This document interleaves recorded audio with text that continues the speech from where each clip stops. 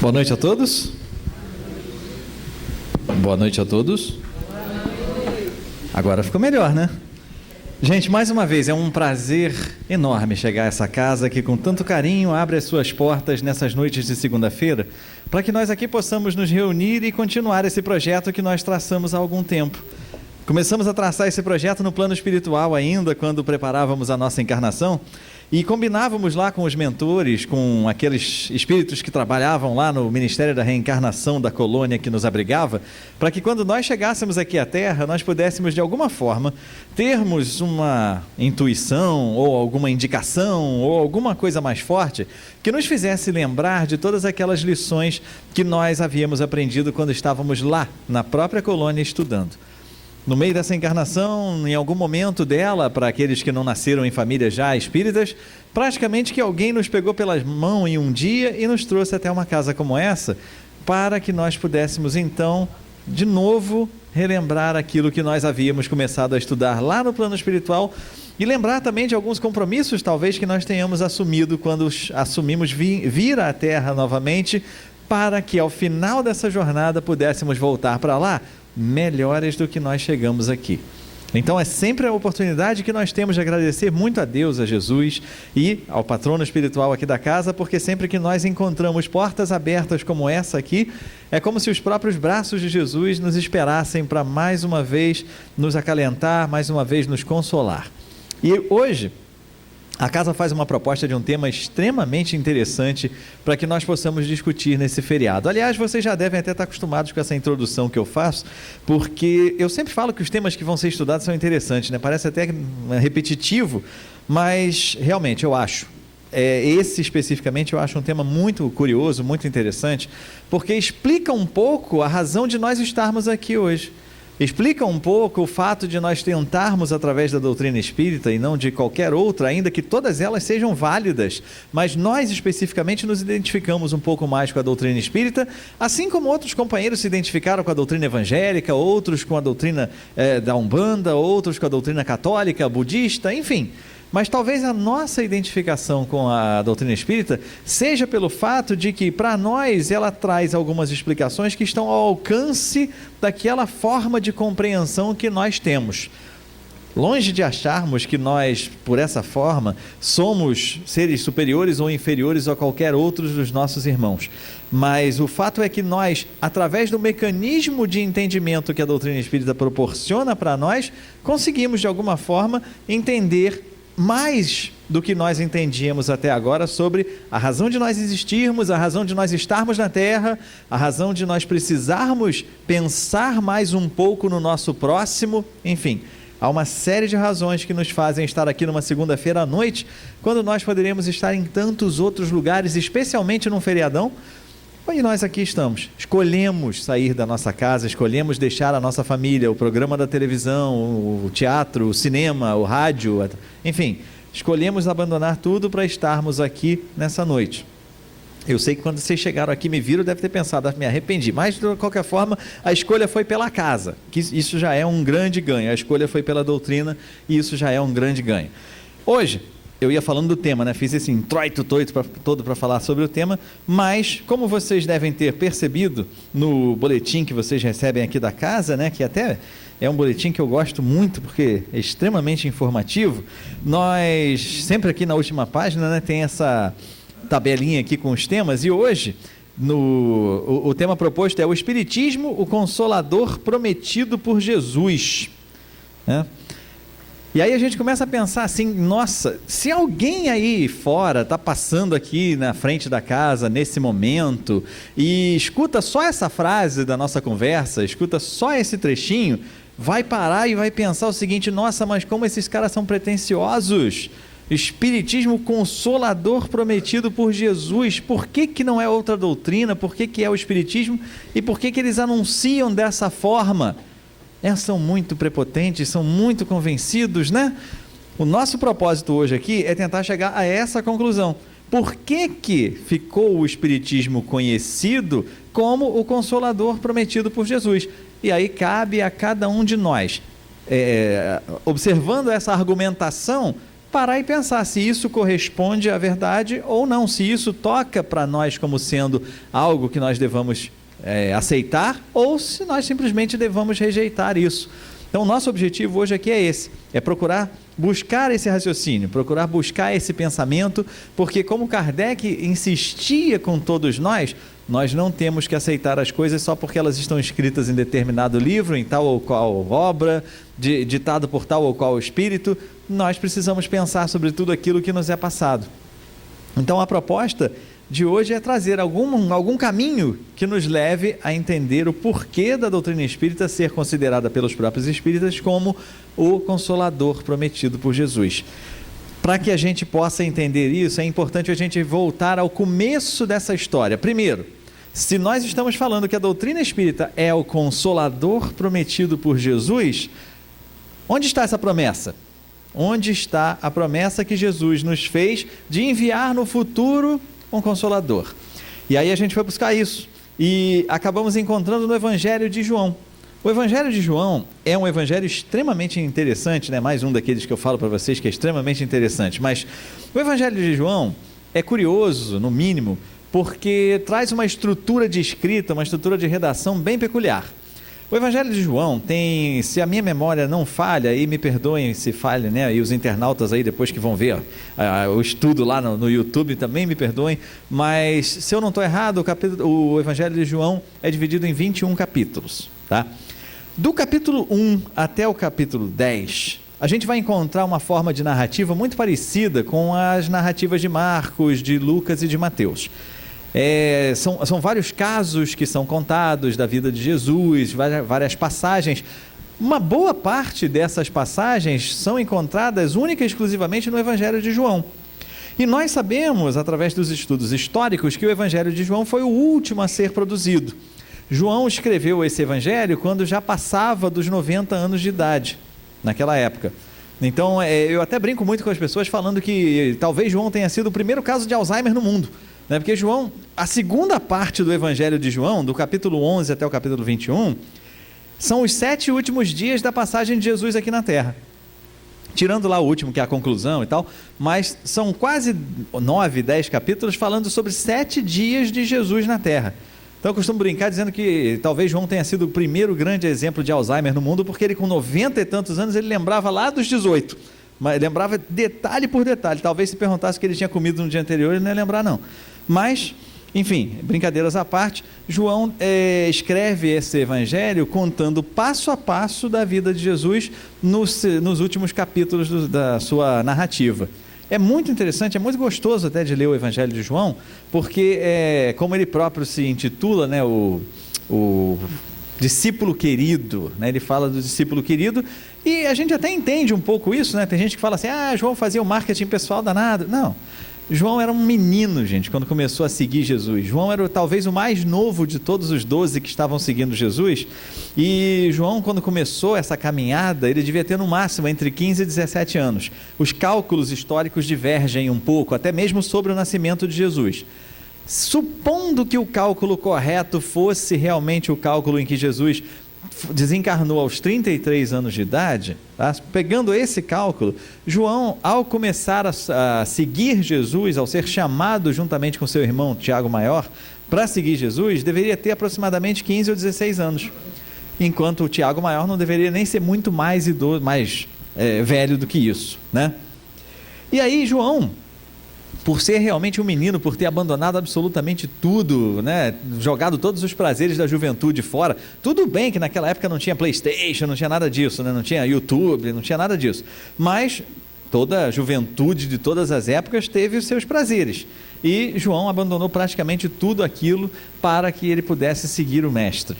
E aí então, naturalmente, né, um menino fazendo isso e tendo aquela coisa já do sentido de proteção dos mais adultos para com ele, certamente não haveria nada de estranho em ser chamado do discípulo querido, enfim.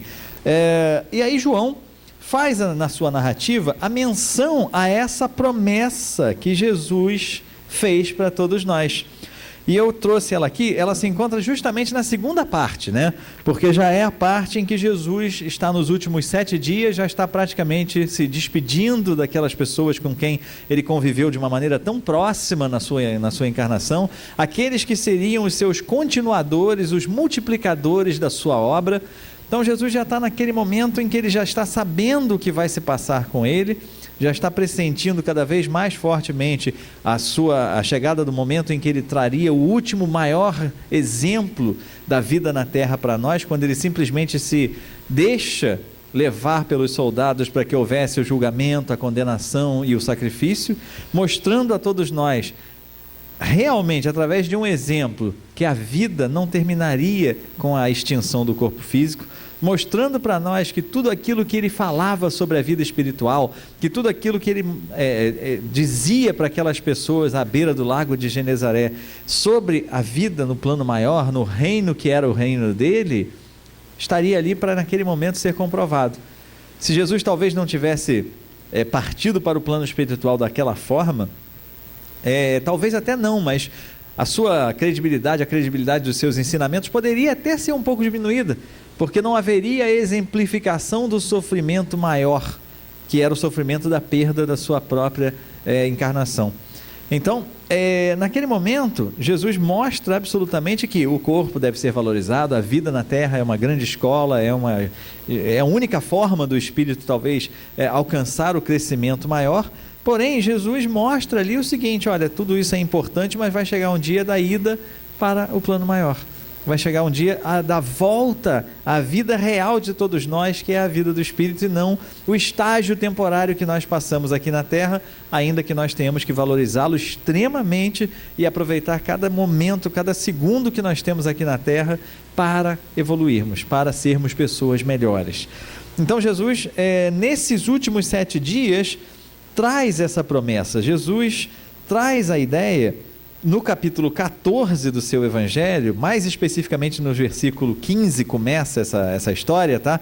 E aí eu gosto sempre de dar essa referência, porque eu sei que vocês vão chegar em casa loucos para ler o Evangelho de João, né? Eu sei que vocês não vão querer saber de novela, futebol, Big Brother, filme, nada disso, vocês vão querer saber do Evangelho de João. Então já deixo aí para vocês, talvez não dê para ler o Evangelho de João todo hoje, eu sei que vocês estão ansiosíssimos para isso, mas vocês podem pegar pelo menos o capítulo 14 e dar uma lidinha nos 15 primeiros versículos, né? Porque vai começar essa história aqui da promessa, que vocês vão perceber, como eu percebi nessa leitura, que é um alento enorme para todos nós. Essa parte do Evangelho de João, Jesus falando para todos nós sobre essa promessa do Consolador prometido, né? Promessa do Consolador prometido ficou esquisito, mas enfim, essa promessa do Consolador é algo que, quando nós chegamos aqui hoje no século 21 da Era Moderna e nos deparamos com a doutrina espírita, é um consolo enorme para todos nós. Entendermos basicamente que Jesus estava lá falando de alguma coisa que nós estamos presenciando hoje, ao vivo, a cores, que nós não estamos abandonados, enfim, é uma lição fantástica para todos nós. Então, repito, Evangelho de João, capítulo 14, versículo 15, traz o seguinte: se me amardes, guardareis os meus mandamentos, e eu rogarei ao Pai, e ele vos dará outro Consolador, para que fique convosco para sempre. Vários pontos são interessantes aqui nessa passagem. Se me amardes, guardarei os meus mandamentos. É interessante porque, se nós observarmos na história, tá? Tira isso um pouco, essa nossa discussão de doutrina espírita, e joga ela um pouco para a história. Jesus fala naqueles últimos 7 dias, né, recomenda às pessoas o seguinte: olha, se vocês guardarem os meus mandamentos, né, vou enviar para vocês um novo Consolador, o Consolador prometido. Ótimo. Se nós pegarmos aí da época de Jesus, do desencarne de Jesus, que é considerado aí o ano 33 do calendário, até, digamos assim, não sei, uns 100 anos depois, não nos parece ter havido nada tão relevante historicamente que pudesse ser considerado o pagamento ou o cumprimento dessa promessa, dessa profecia de Jesus. Não há nenhum relato de um outro grande Consolador que tenha ficado conosco e, mais do que isso, tenha ficado conosco para sempre. Porque essas são as palavras de Jesus. Aí a gente pode pensar o seguinte: mas isso é tudo uma questão de interpretação. Sim, é verdade, tudo isso é uma questão de interpretação. Porém, se a gente avalia a obra de Jesus como um todo, porque avaliar trechos, a gente vai ter sempre uma avaliação meio capenga, uma avaliação um pouco prejudicada. É importante que a gente pegue o todo da obra de Jesus e comece a tentar buscar as coisas que porventura não tenham acontecido. E a gente vai ver que são muito poucas. Primeiro que Jesus não era um profeta no sentido de ficar mostrando para nós o que ia acontecer passo a passo na história da humanidade. Mas em vários momentos ele deu indicativos claros para nós de coisas que viriam a acontecer com a humanidade no futuro. E evidentemente que aquele período de tempo ali, aquele período dos próximos 100 anos depois do desencarne de Jesus, seria um período muito curto para que tudo aquilo pudesse acontecer. Então Jesus estava falando evidentemente da eternidade. Todo o discurso de Jesus é baseado na eternidade. Nós não temos nada no discurso de Jesus baseado numa vida única, baseado na morte do corpo físico e da extinção do ser para todo sempre. Até porque seria um contrassenso. Então Jesus baseia toda a sua história, toda a sua pregação, todas as suas lições são baseadas no fato da vida ser eterna, no fato da vida não terminar com a extinção do corpo físico. Então é interessante que a gente comece a observar que Jesus promete, e aí a gente vai olhando todas as outras falas de Jesus e a gente vê que tudo aquilo que ele falou foi confirmado, seja com um exemplo dado por ele próprio e depois confirmado pelas outras pessoas da humanidade, seja por confirmações posteriores, tudo aquilo aconteceu. E aí a gente vai pensar, puxa, será que só essa aqui não rolou? Será que Jesus, então, essa aqui foi aquele percentual, a margem de erro, se bem que margem de erro agora em pesquisa aí está complicado, mas será que essa daqui foi a margem de erro de Jesus? E a gente vai vendo que talvez não, claro que não. Essa não foi ainda nem de longe uma margem de erro de Jesus. Foi mais um dos grandes acertos desse que é o maior exemplo de ser encarnado já dado por todos nós, para todos nós por Deus até hoje. Então Jesus falava que ele iria enviar um outro Consolador que ficaria conosco para sempre. Bem, ficaria conosco para sempre. E aí a gente começa a raciocinar da seguinte maneira: se estamos falando de uma pessoa, se estamos falando de um ser humano, não estaríamos falando exatamente de algo que ficaria conosco para sempre, porque todos nós sabemos que, se estamos falando de um corpo físico, esse corpo vai desaparecer em algum momento. E nós sabemos também que até hoje não teve nenhum grande nome na história, nenhum vulto que pudesse superar o que Jesus foi para todos nós. Então, é bem provável, é praticamente lógico, eu vou deixar na probabilidade para vocês poderem raciocinar com toda a imparcialidade, mas é extremamente provável, na minha visão, que Jesus não estivesse falando de uma outra pessoa, e nem dele próprio. Aquela história de, pode ser que ele estivesse falando até dele próprio, da volta dele próprio, então ele não diria um outro Consolador, ele diria eu mesmo. Ele, claro, ele diria, olha, eu vou voltar e eu vou aqui chegar no momento em que eu vou ficar com vocês para sempre. Mas ele não disse isso. Ele disse que o outro Consolador seria enviado para poder ficar conosco para sempre. Então são duas coisas que me chamam muita atenção nessa passagem de João: Consolador e para sempre. Essas duas partezinhas, essas duas palavrinhas, uma palavra e uma expressão, me chamam muita atenção. Porque a gente vai ter que encontrar, se nós somos então defensores da tese de que o Espiritismo é esse Consolador que Jesus prometia, nós vamos ter que encontrar na doutrina espírita aspectos que claramente demonstrem essas duas questões. Primeiro, que é uma doutrina consoladora. Segundo, que vai ficar conosco para sempre. Se nós conseguirmos encontrar isso na doutrina espírita, nós já temos uma grande possibilidade de aceitar que realmente isso que é falado da doutrina ser o Consolador prometido tem um fundamento muito grande. Pode realmente ser a verdade, pode ser realmente o cumprimento da promessa que Jesus fez nos últimos 7 dias em que estava encarnado conosco e nos disse que nós não estaríamos abandonados, que nós não estaríamos sós e que esse Consolador prometido viria para ficar conosco para sempre. Sabemos já que para sempre pessoas com corpos físicos encarnados não são essas pessoas que ficarão conosco para sempre. Nem o próprio Jesus está conosco até hoje em carne, está conosco evidentemente dentro dos nossos corações, ao nosso lado em espírito. Nós não temos dúvida disso, e a prova é que estamos aqui. O fato de não termos dúvida disso nos traz aqui. Então, pensar que esse Consolador prometido seria uma pessoa, um encarnado que chegaria com novas revelações ou com a confirmação das revelações de Jesus, com o consolo prometido por Jesus lá atrás, poderia até satisfazer a primeira parte da história: vou enviar um outro Consolador, mas não satisfaria a segunda parte, que é a parte que diz que ficaria para sempre. Então, é bem provável que não seja uma pessoa a quem Jesus se refere. É muito provável que não seja um indivíduo. Para que a gente possa até aprofundar um pouquinho esse raciocínio, basta que nós imaginemos uma situação. Vamos fazer uma hipótese aqui. Vamos imaginar agora, nessa segunda-feira, às 8h25 da noite, que por aquela porta adentrasse um ser com as vestes um pouco longas, com uma barba meio que por fazer, o cabelo muito grande, né?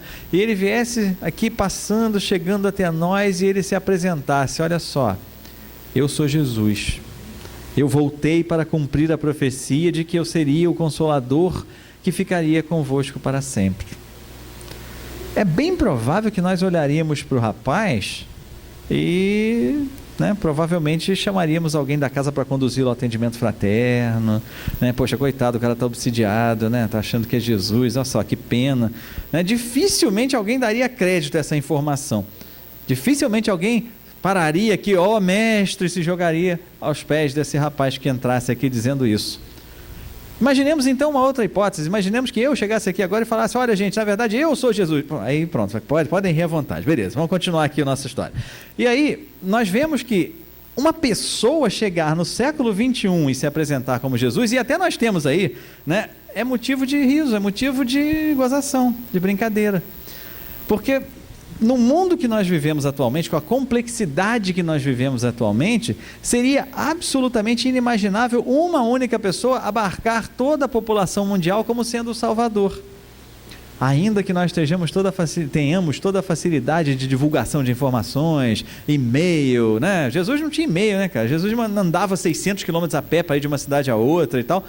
Mas o mundo na época de Jesus, primeiro, a população era muito menor. Segundo, era um povo bem primitivo, um povo que seguia quase tudo que lhe era falado, tanto é que religiões com crenças bastante curiosas datam daquela época, então um povo ainda muito atrelado aos rituais materiais, um povo ainda muito primitivo na sua crença, na sua relação com Deus, um povo que ainda tinha uma relação com Deus de medo absoluto, de pânico, de que Deus estava ali só esperando o primeiro escorregão para punir, para jogar no inferno para sempre. Então, hoje, com essa complexidade de mundo, com a maturidade que nós alcançamos enquanto espírito, que não é grande coisa não, nós ainda estamos num estágio muito mais próximo da primitividade do que da própria celestialidade, mas mesmo com essa maturidade que nós alcançamos, sendo bem pequenininha, bem rasteira, já é uma maturidade que nos faz questionar coisas, que nos faz perguntar sobre tudo, que nos faz duvidar de muita coisa, e que já faz com que nós olhemos e pensemos: tá, é o Consolador prometido? Tá bom, tá legal, tarja preta para ele, Ou seja, temos um panorama mundial completamente diferente, o que tornaria praticamente inviável a vinda de uma pessoa só se anunciando como Salvador, como foi o caso do Cristo. Então, é muito provável mesmo, que Jesus não estivesse se referindo a uma pessoa que viria e ficaria conosco para sempre, até porque isso implicaria uma série de consequências. Por exemplo, para que essa pessoa ficasse conosco para sempre, seria necessário que se derrogasse a lei do perecimento da matéria. A matéria do corpo físico não poderia ser mais perecível, porque essa pessoa ficaria conosco para sempre, ou seja, ou ela não desencarnaria nunca e tampouco nós, ou então todos desencarnaríamos e iríamos ao plano espiritual. Então, é meio complicado admitir que ele estivesse falando de uma pessoa, mas se não estava falando de uma pessoa, falava ele de quê? falava Jesus de quê? O que pode ser um consolador prometido que fique conosco para sempre, se não uma obra, se não um conjunto doutrinário, se não um conjunto filosófico que traz para nós a possibilidade de unirmos tanto os conceitos filosóficos propriamente ditos, quanto os conceitos de ciência e os conceitos de religião mais puros da ligação primitiva do homem com Deus. Aí, uma filosofia ficar conosco para sempre. E aí a gente pode pensar, bom, mas essa filosofia chegou numa época em que nós não tínhamos ainda os arquivos virtuais, nós não tínhamos ainda a internet, nós não tínhamos ainda pendrive, não tínhamos CD, DVD, nada disso, ou seja, essas informações poderiam ser destruídas completamente e não ficariam conosco para todo sempre. Tentou-se fazer isso. Tentou-se, de alguma forma, destruir o conteúdo que era trazido pela doutrina espírita. Um dos casos mais marcantes foi o caso chamado o Alto de Barcelona, né, que aconteceu uma queima de livros, mais de 450 livros espíritas foram queimados em praça pública por ordem da igreja dominante na época, para que aquele conhecimento fosse tratado como algo demoníaco e que fosse banido completamente da Espanha e cujo exemplo pudesse ser seguido também por outros países. Quando essa notícia chegou a Kardec e ele se deu conta do prejuízo que aquilo representaria para ele, Kardec nunca foi um homem de grandes posses, né? E tudo aquilo que ele depois de um certo período passou a ganhar, ele investia na publicação das obras espíritas. E Kardec, quando recebeu a notícia de que 400 e tantos livros estavam sendo queimados em praça pública, para ele, financeiramente, era complicado, porque reimprimir 400 e tantas edições, ou exemplares, melhor dizendo, não era simples assim, né? Não havia dinheiro sobrando para a construção e para a divulgação da obra espírita. Então, para ele, deveria ser, a princípio, um motivo de choque. Para ele, poderia ser alguma coisa que causasse uma decepção muito grande. E conversando lá com seus mentores, com os espíritos que trabalhavam com ele lá na Sociedade Parisiense de Estudos Espíritas, ele recebe a informação de que não haveria com o que se preocupar. Não haveria com o que se preocupar, pois era um conhecimento que jamais poderia ser destruído. Porque por mais que livros pudessem ser queimados, por mais que as obras pudessem ser proibidas em determinados países ou em outros, era um conhecimento que provinha dos espíritos. E os espíritos não eram suscetíveis a serem queimados, a serem afogados, a serem mortos, a serem destruídos, pois eram espíritos imortais. Então, se o conhecimento provinha de espíritos imortais, um conhecimento que estaria conosco para sempre, não importava o que fosse feito naquele momento para se bloquear essa situação. Então aí a gente já começa a entender um pouco daquela segunda característica, que era o conhecimento estar conosco para todo sempre. O consolo trazido por esses ensinamentos estaria conosco para sempre, porque a origem desses conhecimentos era uma origem indestrutível. Era a origem do espírito imortal. Então, curioso a gente começar a pensar por esse ponto de vista, porque vai fazendo com que as informações venham ao encontro daquelas que Jesus nos passava há 2000 anos, quando aqui esteve conosco. Então, bom, já conseguimos até entender que um conhecimento proveniente de espíritos que não estão sujeitos à destruição e que podem repetir esse conhecimento quantas vezes forem necessárias para que ele possa se consolidar diante da humanidade, é um conhecimento eterno. É um conhecimento que poderá ficar conosco para todo sempre, sem dúvida. Então vejamos a primeira parte, voltemos à primeira parte da promessa de Jesus. Lembremos que ele nos dizia que se nós guardássemos os seus mandamentos, nós receberíamos o Consolador prometido e ele estaria conosco para sempre. Já chegamos à conclusão de que o fato de ser um conhecimento, pelo menos já trouxe aqui a proposta de conclusão para vocês, de que o fato de ser um conhecimento proveniente de fontes indestrutíveis, o tornaria um conhecimento passível de estar conosco para todo sempre. Porém, agora precisamos verificar se é um conhecimento realmente consolador. Precisamos até atentar para o fato de que Jesus dizia: se guardardes os meus mandamentos. Isso claramente dá a entender que esse conhecimento futuro, esse consolador futuro, teria que estar totalmente alinhado com os mandamentos que Jesus veio trazer à Terra. Nós vamos lembrar de mandamentos associando essa imagem e essa palavra imediatamente a Moisés. Falar sobre mandamentos nos remete imediatamente a 3.200 anos atrás, quando Moisés trouxe lá a tábua dos mandamentos, acho que eram até as tábuas, acho que eram 2. E ele traz lá 10 mandamentos para que a nossa conduta social pudesse ser regulada de uma forma que todos nós amássemos, aprendêssemos pelo menos a amar o próximo e conseguíssemos nos tornar seres melhores. Só que Jesus, nas suas pregações e nas suas conversas com seus discípulos, chegou num ponto em que simplificou o que já era simples. Hoje nós, quando falamos de leis aqui no Brasil, quando a gente fala de leis no mundo, nós falamos de códigos, nós falamos de código penal, código tributário, código civil, código de família, enfim, uma infinidade de códigos que cada um deles, se for aberto, vai trazer para nós um fato curioso, que nós hoje temos praticamente 60 mil leis no Brasil regulando a nossa vida. E é evidentemente muito difícil aqui perguntar se todos nós, ou perguntar é fácil, mas achar alguém que possa nos dizer todas as 60 mil leis que nos regulam aqui no país, em todos os âmbitos da nossa vida social. Então, se hoje para nós é complexo saber 60 mil leis, para nós seria até muito simples, são só 10 leis que a gente precisa saber para progredir, são só 10. E Jesus ainda fez um favorzão para nós, quebrou o nosso galho legal, simplificando essas 10 em 2. Amar a Deus sobre todas as coisas e ao próximo como a nós mesmos. Era a simplificação maior daquilo que nós precisávamos saber. 2 leis resolveriam